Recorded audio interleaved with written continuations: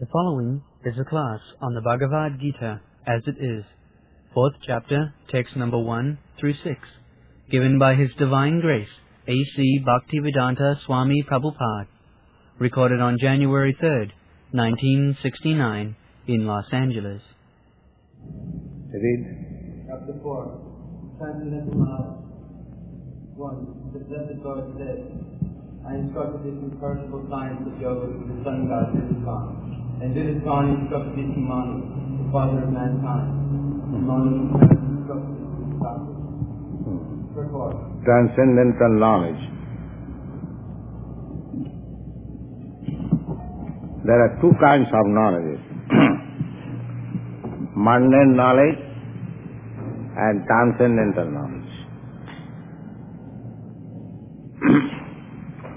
Mundane knowledge means how to maintain this body. Ahara nidra bhayamaitam. To meet the demands of this body. What are the demands of this body? We require to eat something. Eating, sleeping. We require rest. After working hard, after eating sumptuously, we require sleeping. Eating, sleeping, and during sleeping, we sometimes dream, fearing, or without dream, fearing. So we take protection. While sleeping, we close our doors. So eating, sleeping, fearing, and mating, sense gratification. So, to arrange for these necessities of life, or the body, the knowledge that we require, that is called mundane knowledge. Just like in the modern materialistic civilization, we have very good arrangement.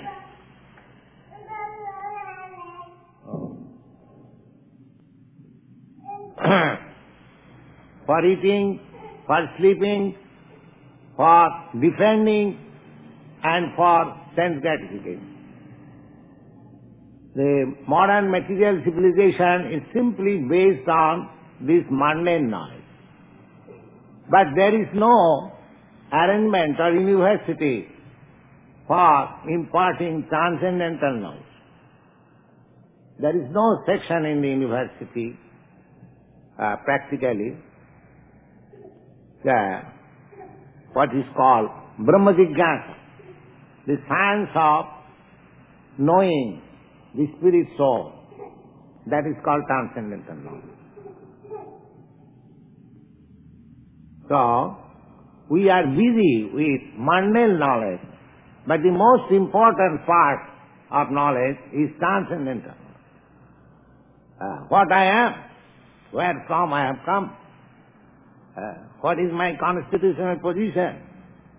Am I this body, or I am beyond this body?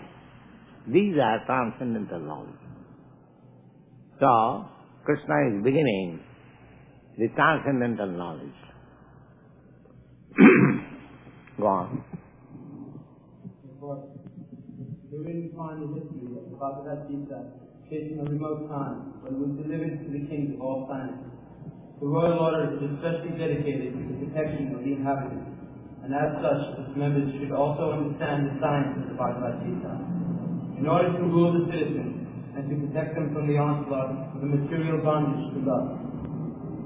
Human life is meant for the cultivation of spiritual knowledge in eternal relationship with the Supreme Personality of Godhead. And the executive heads of all states and all planets are obliged to impart this lesson to the citizens by education, culture, and devotion. In other words, the executive heads of all states are intended to spread the science of Krishna consciousness so that people may take advantage of this great science and pursue a successful path utilizing the opportunity of the human form of life.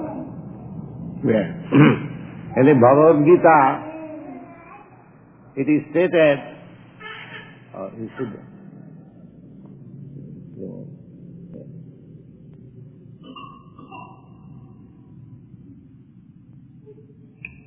Evam parampara praptam imam rajan sayovidu. This knowledge, this transcendental knowledge was imparted formally to the kings, because the kings were very responsible for the welfare of the citizens. When the kings were not responsible, then gradually the government by the people was introduced.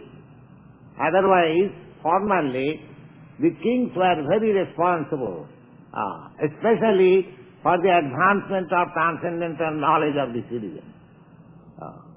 Evam parampara prapam imam rajarsa. Rajarsa means the sages among the kings. Although they were in royal order, they were very saintly persons. There are many examples, just like Maharaj Yudhishthira, Maharaj Parikshit. They are emperor of the world, but still so pious, so religious, and so advanced in transcendent knowledge that there is no comparison. So especially meant that this was taught to the king, to the royal order, who are very pious and advanced in spiritual knowledge. Wow. This supreme science was thus received to the shame of the type of succession, and the saintly kings understood it in that way. But in the course of time, the succession was broken, and therefore the science, as it is, appears to be lost. 3. That very ancient science of the relationship with the Supreme is today told by me to you, because you are my devotee as well as my friend. Therefore you can understand the transcendental mystery of this science. Purport. There are two classes of men, namely the devotee and the demon. The Lord selected Arjuna as the recipient of this great science, owing to his being the devotee of the Lord. But for the demon, it is not possible to understand this great mysterious science. There are a number of editions of this great book of knowledge, and some of them are commented upon by the devotees, and some of them are commented upon by the demons. Commentary by the devotees is real, whereas that of the demons is useless.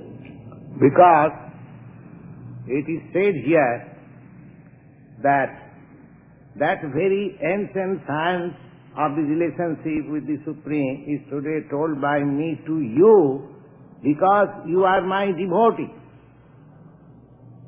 So this transcendental science cannot be understood simply by academic education. It is not possible. There is a secret. Just like in the ordinary educational field, nobody is allowed to study law unless he is a graduate of the degree college. At least in India, that is the law. Nobody can be admitted in the law college unless he is a graduate, because he will not be able to understand. Similarly, in the Vedas, it is also said, unless one has acquired Brahminical qualification, he should not study Vedas. So, in every department, if you want to take education in a particular line, you have to qualify yourself to enter into that school or college. Similarly, if you want to study Bhagavad Gita, then you have to become a devotee. Simply academic education and qualification will not help you, because it was spoken to the devotee. Krishna says that that very ancient science of relationship with the Supreme is today told by me to you, because you are my devotee. So how the non-devotees can understand? Non-devotee cannot understand. And who is a devotee? And who is a non-devotee? Devotee means one who accepts the supremacy of the Supreme Lord, and he is convinced his eternal relationship with God. That's like Lord Jesus Christ. He was threatened with death punishment, you are crucified, still you are convinced his relationship with God. Here is a devotee, example of devotee. Devotee means he is firmly convinced about his relationship with God. And what is that relationship? That relationship is on the basis of love. The devotee loves God and God loves devotee. This is the only relationship. That's all. God is after devotee and devotee after God. This is relationship. So one has to establish this relationship. Just like Arjuna is in relationship with Krishna as a friend. Similarly, you can be in relationship with God as a lover. You can be in relationship with God as master and servant. You can be in relationship with God as father and son. There are so many relationships. As we have got relationship within this material world, this is only perverted reflection of that prime relationship with God. But we have forgotten. This Krishna consciousness movement is to revive that consciousness. It is nothing new. It is just to bring an insane man to the normal condition of life. To forget God means that is abnormal condition. And to have relationship with God is normal condition. So Krishna consciousness means to be re-established in our normal condition of life. God. Arjuna is recognized by the Lord as a devotee. Therefore, one who follows the line of Arjuna in understanding the Gita will derive benefit from it. Otherwise, one will simply waste his valuable time in reading commentaries. Arjuna accepts Sri Krishna as the supreme personality of Godhead, and any commentary of the Gita following in the footsteps of Arjuna is real devotional service to the cause of this great science. But the demons do not accept Lord Krishna as he is. The demons concoct something out of their imagination about Krishna's instructions. Here is a warning regarding such misleading paths. One should try to follow the disciplic succession from Arjuna and thus be benefited by this great science of the Srimad Bhagavad Gita. Yes, if we want to study Bhagavad Gita, then we follow the principles. Just like we have explained this in the introduction, that when you take a bottle of medicine, there is some direction that 2 tablets twice in a day after meal. So you have to follow the instruction. Then you get benefit. You cannot take any instruction about taking that medicine from a friend or from an expert educationist. No. You have to take direction only from the physician. He is the expert in that. Similarly, here is the direction, the bottle of Bhagavad Gita. Krishna says, it should be understood by the devotee, or you have to understand Bhagavad Gita from a devotee. This is the direction of this medicinal bottle. How you can go otherwise? Then you will not get the benefit. That is it. Arjuna says, the sun god Viduswan is senior by birth to you. How am I to understand that in the beginning you instructed this science to him? Yes. Now, here, Arjuna, Krishna says that long, long ago, I spoke this science, this transcendental knowledge to the sun god. Now, generally, if I say that the other day I was speaking this Bhagavad Gita in the sun planet, you will immediately understand if Swamiji is an insane man. You are speaking to the sun god. Yes? That is natural. Now Krishna says that I spoke to sun god. So others will say, this Krishna is also another insane person. That is nature. So, in order to clear this idea, Arjuna is asking, how it is that you spoke these signs to sun god? Because I know that you took your birth just say about 70 or 80 years ago, when Krishna was speaking this Bhagavad Gita, he was not less than 90 years old. He remained on this earth for 125 years. So, Arjuna was his contemporary friend and cousin brother. Therefore, he is surprised. Krishna, how you are saying that you spoke these signs to sun god? That is a question of millions and millions of years ago. Because if you accept this statement, that means Bhagavad Gita was spoken not less than 40 millions of years ago. Vivasan Manabe Prahu. Because the sun god said to his son, Manu, and if you simply calculate the age of this present Manu, Vaivasvata Manu, it comes to 400 millions of years, or more than that. So he is surprised. So he is clearing the matter. How you spoke it? Let the Lord say, many births both you and I have passed. I can remember all of them, but you cannot, O subduer of the enemy. Yes. The difference is that Arjuna, being constant company of Krishna, he was also present when Krishna said to sun god, but he has forgotten. But Krishna, being the Supreme Personality of Godhead, he has not forgotten. It's like my child. I say, my dear child, 25 years ago, he fell down and he was hurt in this way, although the child has forgotten. But the incident is fact. The father knows. Similarly, Krishna, the Supreme Father, he knows everything. And Arjuna might have forgotten.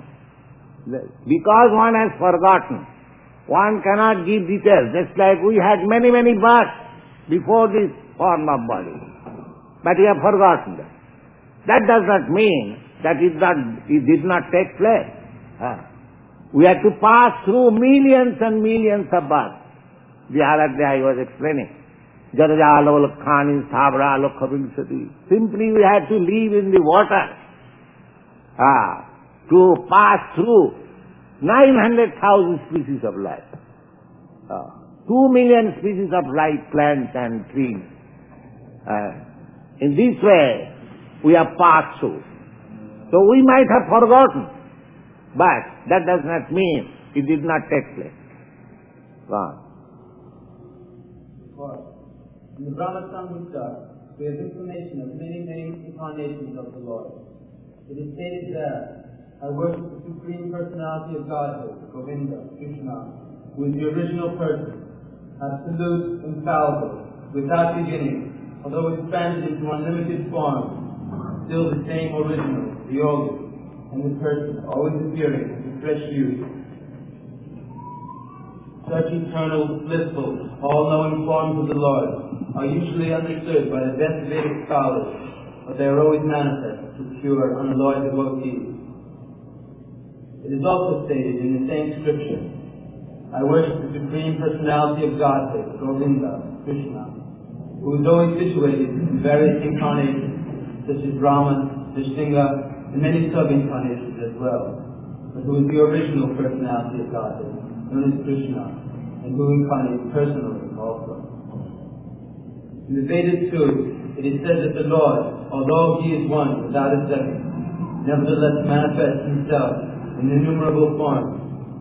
He is like Vajraya stone, which changes colors variously, yet still is one. All those multi-forms are understood. There is a valuable jewel stone. If you turn, you will find many colorful manifestations. Although that stone is one. Similarly, although God is one, He can manifest Himself in many forms. That is the prerogative of God. Goloka eva nivasati akhilatma bhuta. He can expand Himself in millions and trillions of forms. Still He is one. The same example.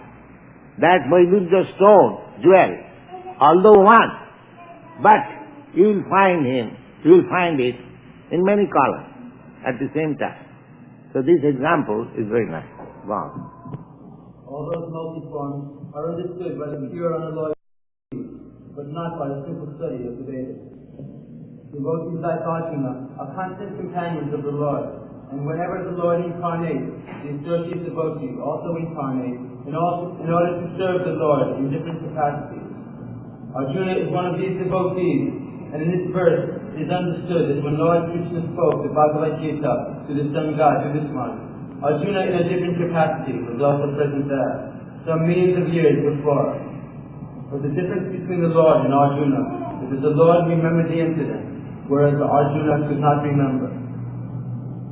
That is the difference between the part and parcel living entity and the Supreme Personality of God. Yes, here is, nowadays there are many gods. Especially anyone comes from India in the name of so many saintly persons, and they claim that they are gods. Everyone says, I am God. Or somebody says that everyone is God. But here is the difference between God and ordinary living entity. What is that? God does not forget, and we forget. If I ask you just exactly at this time what you are doing last evening, you will have to remember. You have forgotten. And what to speak of 1 week ago or 1 year ago, that is our nature, forgetfulness. So, here Arjuna and Krishna, although they are on the level of friendship, one is God and another is ordinary living entity. God does not forget, living entity forgets. That is the distinction. How you can say that you are God? You are so forgetful that you cannot say what you are doing a few years before, and you are claiming that you are God. They have made God as very cheap thing. Everyone is claiming, I am God. They do not know what is God. Now here try to understand what is the difference between God and dog. A dog forgets. A dog comes to your place to eat something. You give it a slap. He goes away. Again comes. He forgets the slapping. You see? That is the dog's nature. A God's nature is different.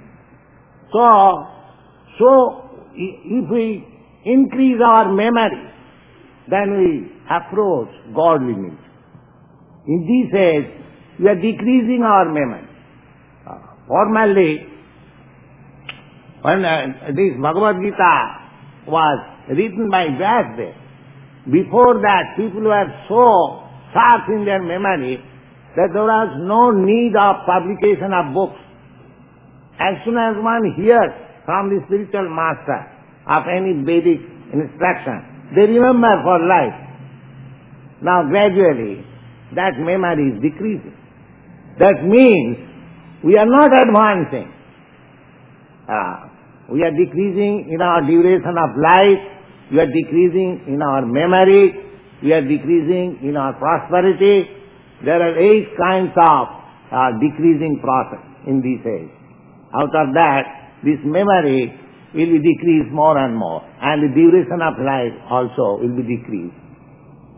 Now you can take history of the past years. Your forefathers were living 80 years, 90 years, 100 years. Now generally they live 60 years, 70 years. And gradually it will decrease so much that these are all statements of Srimad Bhagavatam, that if a man lives for 20 to 30 years, he will be considered a grand old man. You see. That time also will come very soon. So we are not improved, actually. We are not improving. We are decreasing in every respect. And we are proud of advancement of civilization. Go on. Arjuna is just herein, is a mighty hero who could subdue the enemy. At the same time, he is unable to recall what had happened in his various past births.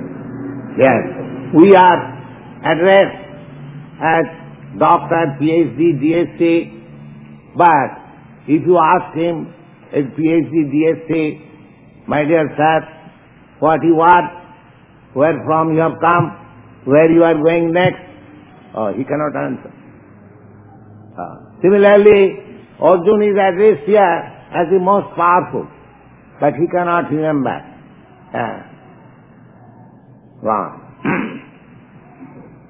Therefore, a living entity, however great he may be in material estimation, can never equal the Supreme Lord. Yes, they cannot be. Nobody can be equal with God. God's another name is Asamartha, Sanskrit language. Asama means nobody is equal with God. And Urdha, nobody is greater than. That means everybody is lower than.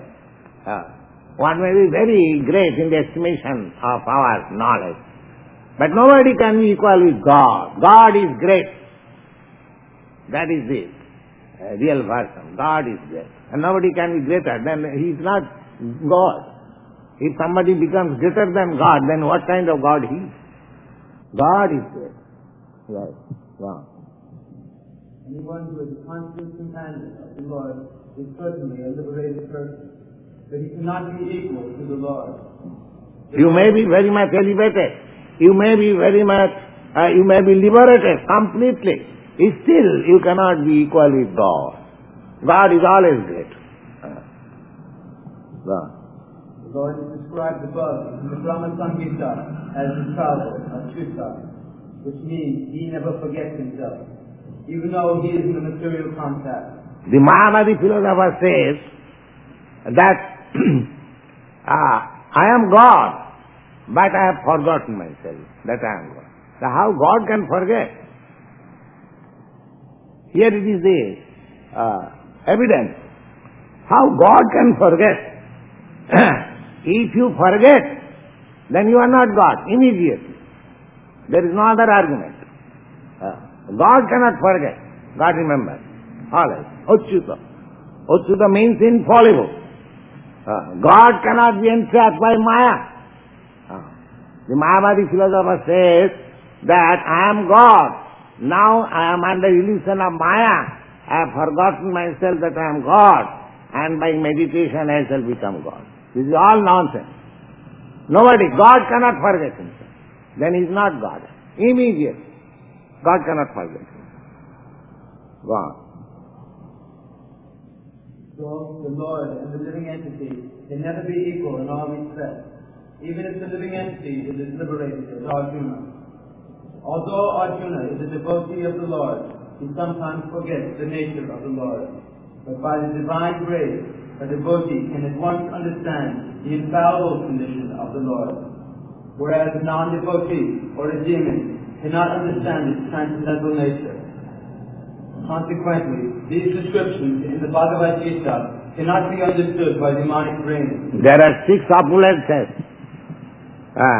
Transcendental qualification of God. One is that is full of knowledge. So if God is in full of knowledge, how he can be in forgetfulness? That is impossible. God. Krishna remembered acts which were performed by him millions of years before, but Arjuna could not, despite the fact that both Krishna and Arjuna are eternal in nature.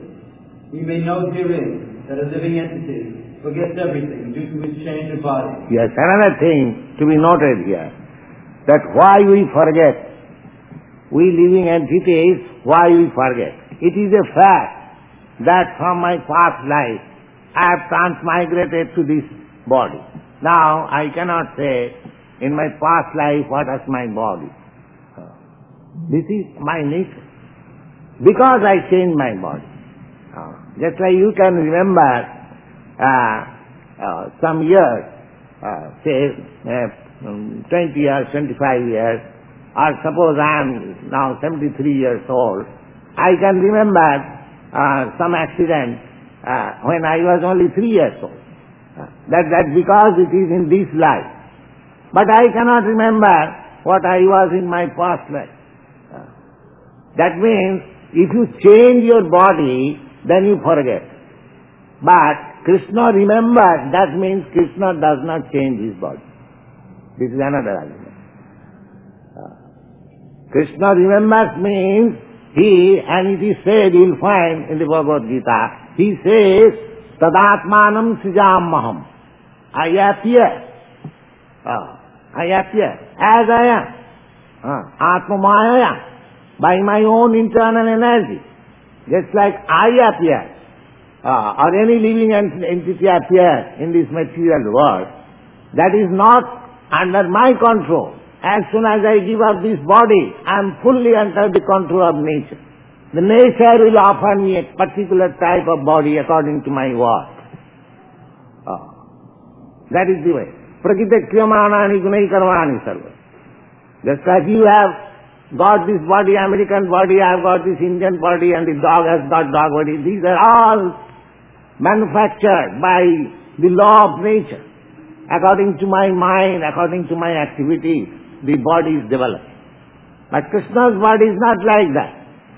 He appears, there is no distinction between his body and himself. The same thing. They are non-devotees, they cannot understand. They cannot understand that there is no difference between Krishna and his body. We are different. I am soul, but I am different from this body. These things will be explained in this chapter of transcendental knowledge. Gone. The Lord remembers, because he does not change his Sat Chit Ananda body. He is Advaita. Satchitananda body. Sat means Chitana. Chit means full of knowledge. Sat Chit Ananda. Ananda means blissful. That is his body. Our body is just the opposite. It is not Sat. It is not eternal. It is temporary. And it is not full of knowledge. We are full of ignorance. We do not know what is there beyond this wall. Therefore it is full of ignorance. We are proud of our eyes. If the electricity is immediately gone, we cannot see. So we see we are under some condition offered by the material nature. So, we are not fully aware of everything. Neither our body is eternal, neither we are blissful. This body is the source of so many diseases. The body is subjected to birth, death. The body is forgetful. The body is suffering old age. So, this is not blissful body. But Krishna's body is just opposite. His body is blissful, full of knowledge and eternal. So how can you compare with Krishna? It is not possible. Go on. He is Advaita, which means there is no distinction between his body and himself. Everything is spirit, whereas the conditioned soul is different from his material body. And because the Lord is identical in his body and himself, his position is always different from the ordinary living entity, even when he descends to the material platform. The demons cannot adjust themselves to this transcendental nature of the Lord, as the Lord explains in the following verse. Therefore, if we try to understand God by our limited knowledge, it will be a failure. We have to understand God from God. Then that will be perfect knowledge. So, this Bhagavad Gita is the science of God, where God is speaking about himself, and it is accepted by all great scholars, philosophers, and science, religionists, everyone. God. Although I am unborn, and my transcendental body never deteriorates, and although I am the Lord of all sentient beings, I still appear in every millennium in my original transcendental form. Yes. Purport.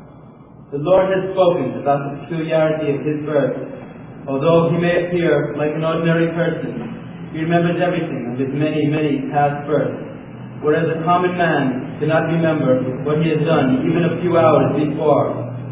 If somebody is asked what he did exactly at the same time, one day earlier, it would be very difficult for him to answer immediately. He would have to dredge his memory to recall what he was doing. And yet man often dares to claim to be God or Krishna. One should not be misled by such a meaningless claim. Then again, the Lord explains his prakriti, or his form. Prakriti means nature, as well as parupa, or one's own form. The Lord says that he appears in his own body. He does not change his body as the common living entity does from one to another. The conditioned soul may have one kind of body in the present birth, but he has a different one in the next birth. In the material world, the living entity transmigrates in this way. The Lord, however, does not do so. Whenever he appears, he does so in the same original body, by his internal potency. In other words, Krishna appears in this material world in his original eternal form, with two hands and holding a flute. Yes. Well, in your Bible also it is said that man is made after God, not that God is made after man. The atheist class, they say that you have created a God according to your own feature.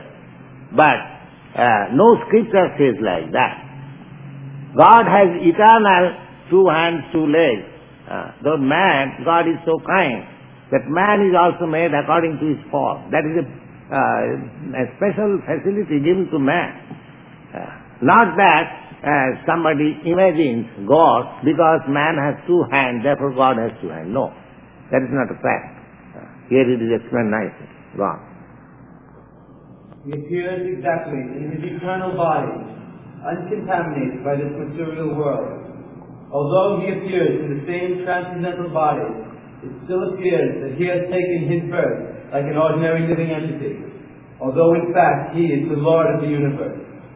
Despite the fact that Lord Krishna has grown up from childhood to boyhood and from boyhood to youth, astonishingly enough, he never ages beyond youthhood.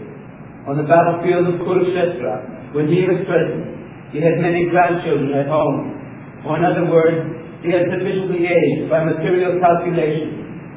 Still, he looked just like a young man, 20 or 25 years old. We have never seen a picture of Krishna in old age, because he never grows old like us. Although he is the oldest person in the whole creation, past, present, and future. Neither his body nor his intelligence ever deteriorates or changes. Therefore, it is clear herein that, in spite of his being in the material world, he is the same unborn, eternal form of bliss and knowledge, changeless in his transcendental body and intelligence. Factually, his appearance and disappearance are like the sun rising, moving before us, and then disappearing from our eyesight. When the sun is out of sight, we think that the sun is set, and when the sun is before our eyes, we think that the sun is on the horizon. Actually, the sun is always there, but owing to our defective, insufficient eyesight, we must calculate the appearance and disappearance of the sun in the sky. And because his appearance and disappearance are completely different from that of any ordinary common living entity, it is evident that he is eternal in blissful knowledge by his internal potency, and he is not contaminated by material nature. The Vedas confirm that the Supreme Personality of Godhead is unborn, and yet he still appears to be taking his birth in multi-manifestation. The Vedic supplementary literature also confirms that even though the Lord appears to be taking his birth, he is still without change of body. In the Bhagavatam, he appears before his mother as Narayana, with four hands and the decorations of the 6 kinds of full opulences. His appearance in his original eternal form is his causeless mercy, according to the Vishvaparsha dictionary. The Lord is conscious of all his previous appearances and disappearances, but a common living entity forgets everything about his past body as soon as he gets another. He shows that he is the Lord of all living entities, by performing wonderful and superhuman activities while on this earthly planet. The Lord is always the same, absolute truth, and is without differentiation between His form and self, or between His quality and body. A question may now be raised as to why the Lord appears and disappears in this world at all. This is explained in the next verse. All right, stop. We shall discuss next.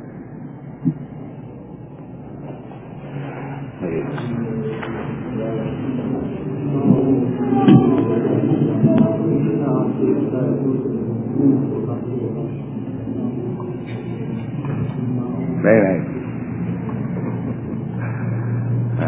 All right. Any question regarding this discussion?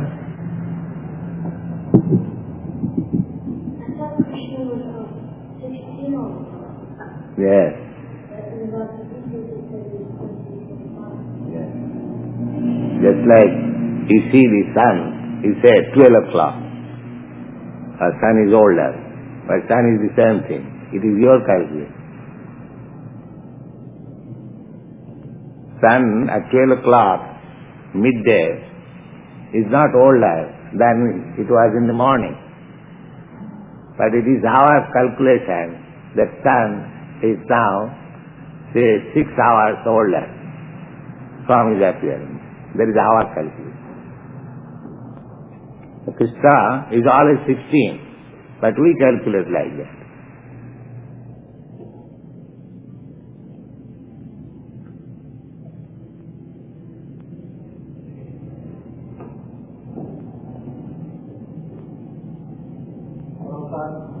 Does Lord Jesus Christ appear in the spiritual sky with the body of manifestation? Yes. Otherwise, how there can be resurrection? Ordinary body cannot be resurrected. He appeared in his spiritual body. Certainly.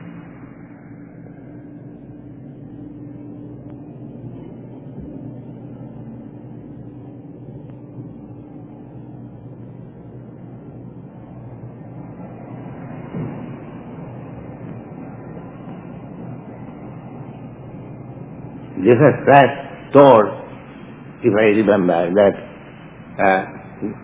Lord, excuse this person who are crucifying him. Is it not? Because he knew that these rascals, they are killing me. But they are offending, certainly. So they do not know that I cannot be killed. But they are thinking that they are killing me. You see? But that was offensive, therefore he begged Lord to be excused. Because God cannot excuse to the offender to the devotee. He can excuse one who is offender to God, but if somebody is offender to the devotee, God never excuses. Therefore he prayed for them. That is devotee's qualification. He prays for everyone, even of his enemies.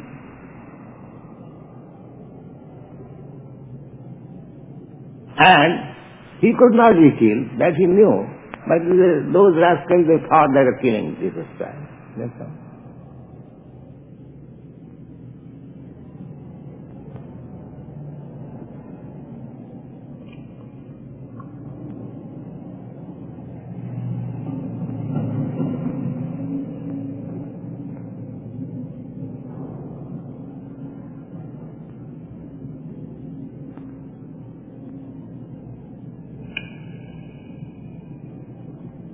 All right, if there is no question, chant.